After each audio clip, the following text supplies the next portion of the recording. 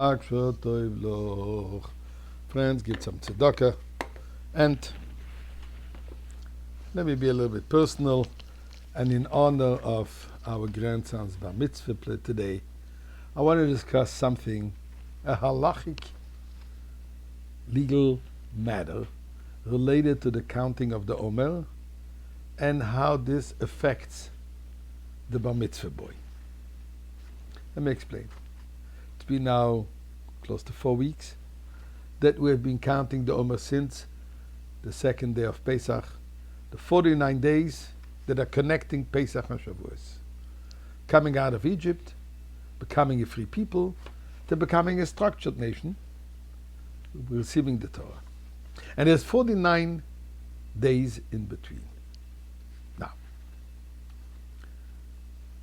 as we know, if we have missed out one day of counting the Omer, a full 24 hours, in other words, assuming last night we didn't say the counting of the Omer, and the day has passed, and we didn't even during the day say it without a blessing, then the following night we cannot continue counting with a blessing. Why?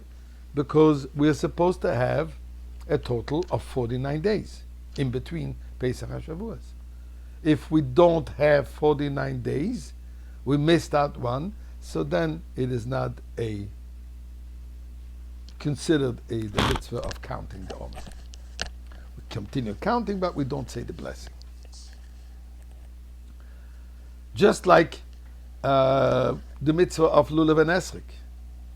If we don't have all four kinds, we only have, let's say, we have the lulav with the esrog, we have the myrtle, but we don't have the willows.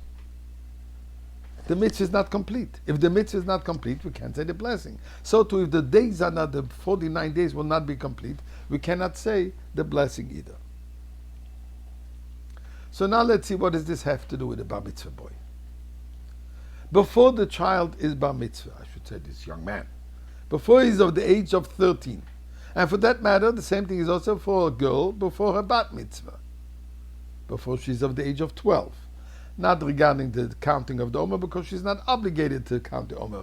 But in the mitzvahs that she is obligated, when does this child become considered an adult to be obligated in all the mitzvahs? So, a girl at the age of 12, a boy at the age of 13. Counting of the Omer,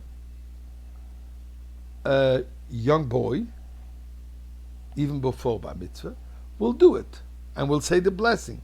Just like for any other mitzvah that he does, and he says or she says the blessing. The girl that lights the candles, she says the blessing too, because it's part of chinuch, raising the child, educating the child to get accustomed to do the mitzvahs, so that when they become obligated in doing it, they know what to do.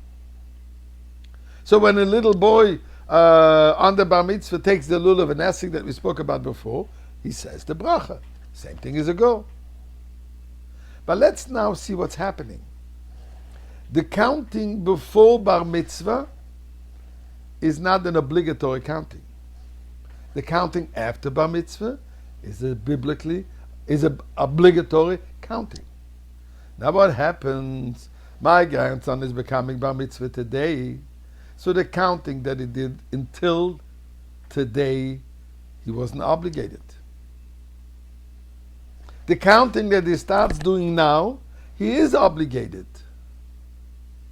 Can we consider the counting that he wasn't obligated as a valid counting, and he can now, after the Bar Mitzvah, continue doing it with the blessing? Or do we say, he counted, but it's not a mitzvah? If it's not a mitzvah, it's missing the 49 days. So now that it's Bar Mitzvah, he can't do the counting with the blessing. Interesting, the same question could be asked in a total different way, and this affects us all. According to the majority of opinions, the mitzvah of counting the Omer biblically is only the time of the temple, because that's when there is the sacrifice of the Omer. Today, without the Beis Hamikdash, it is only a rabbinic custom. So what happens? Mashiach is coming today, and the Beis Hamikdash is here today, and the services in the Beis Hamikdash will once again start all over again, the counting of the Omer becomes a biblical obligation. Is the counting that we have done till now not from biblical obligation considered counting, and we will be able to say the bracha. So there's a lengthy discussion on it, and the Rebbe has a very interesting point, and the Rebbe says the following. The mere fact that the Torah says that it's a mitzvah to count, so then when one counts, even if he's not obligated, it is considered having counted. So a bar mitzvah boy before the bar mitzvah, or what we do now in time of exile, technically it's counted enough so that when become bar mitzvah or after the gula, we'll be able to say with the bracha.